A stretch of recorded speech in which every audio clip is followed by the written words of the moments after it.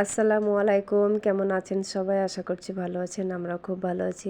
আমি তাজ রানী ব্লগ থেকে আমি তাজমিন। আশা করছি আপনাদের এই ভিডিওটি খুবই ভালো লাগবে, আর লাইক দিয়ে দেখা শুরু করবেন, আর ভালো লাগলে কমেন্ট করে আপনাদের মতামতটা জানাবেন, আর বেশি ভালো লাগলে সাবস্ক্রাইব করে পাশে থেকে যাবেন। আর আমি ভিডিওটি স্টার্ট করেছি দুপুরবেলায়, আর এখন ঘড়িতে বাজে বেলা 11টা। আমি রান্নাবান্না সমস্ত কাজ সেরে আমি চলে আসলাম আমার রান্নাঘরটা, মাটির রান্নাঘরটা একটু পরিপাটি করব। আর তার আগেই আমি এখানে টাকার গাছ লাগাবো। আর এই যে দেখুন, ছোট্ট একটা প্লাস্টিকের আমি টব নিয়েছি, আর এই টবটায় আমি টাকার গাছ লাগাবো। টাকার গাছ বলতে মানি প্ল্যান্ট গাছ।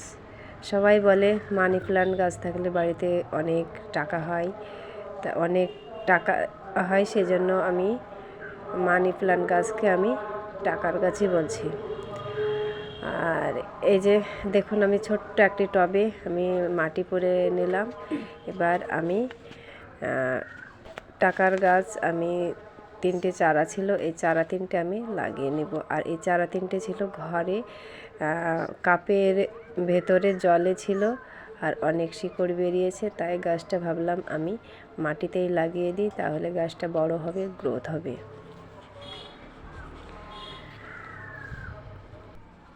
আর কার কার মানি প্ল্যান্ট গাছ ভালো লাগে সেটা কমেন্টের সাহায্যে আমাকে জানাবেন।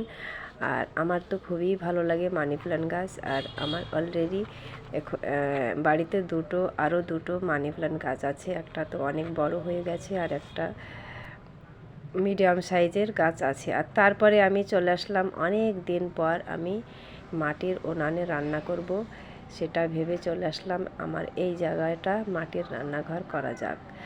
আর এই যে এখানে কয়েকটা গাছ ছিল, গাছগুলো আমি সরিয়ে দিয়েছি, তারপরে জায়গাটা আমি ঝাড়ু দিয়ে পরিষ্কার করে নিয়েছি। আর এই যে দেখুন, আমি মাটি নিয়েছি, আর তারপরে গোবর দিয়ে আমি মাটিগুলো ভালো করে মেখে আমি আগে মাটির উনানটা আমি মুছে নেব। আর এই যে দেখুন, মাটির উনানে বেশ অনেক দিন আগে আমি রান্না করেছি, সেই মাটির উনানটা কালি হয়ে আছে, উনানটা মোছা হয়নি, তাই আগে আমি মাটির উনানটা আমি মুছে নিচ্ছি। আর মাটির উনানটা দেখুন আমি টবে লাগিয়েছি, এটা হচ্ছে ফুল গাছের টব। আর এসব টবে বড় গামলাতে মাটির উনান তৈরি করলে ভারী কম হবে, আবার আমার যেখানে ইচ্ছা সেখানে নিয়ে যেতে পারবো।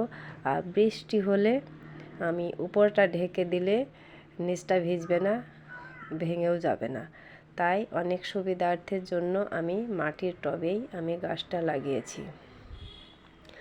আর এই যে দেখুন, এই পাশে একটি বড় খুঁটিতে মানি প্ল্যান্ট গাছটাও উপরে উঠেছে, দেখে তো আমার খুবই ভালো লাগে। তাই রান্নাঘরে মানি প্ল্যান্ট গাছ থাকলে তো আরও সুন্দর ভালো লাগে, আমার খুব ভালো লাগে মানি প্ল্যান্ট গাছ থাকলে। আর এই যে দেখুন, সেই বড় মানি প্ল্যান্ট গাছটা, আর সেটা আছে রান্নাঘরের এক সাইড, আমার মাটির রান্নাঘরের এক সাইডে।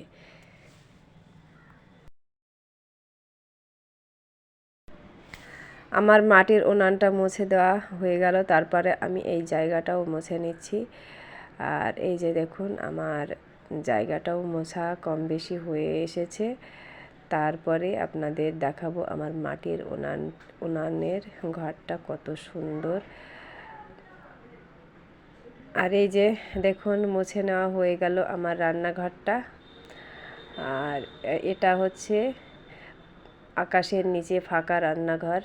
আর এই যে দেখুন, গোলাপ ফুলগুলো কত সুন্দর ফুটেছে। আজকের মতো ভিডিওটি শেষ করলাম।